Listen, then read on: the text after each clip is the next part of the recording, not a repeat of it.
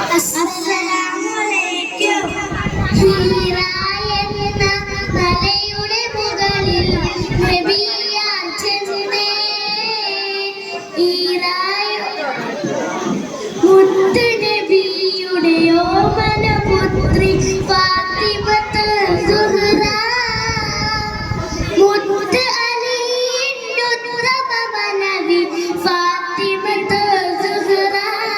ബീവി ഫാത്തിമത്ത് സുഹ്റ. മുത്ത് നബിയുടെ ഓമന പുത്രി ഫാത്തിമത്ത് സുഹ്റ. മുത്ത് അലിയുടെ ഉത്തമ മനവി ഫാത്തിമത്ത് സുഹ്റ.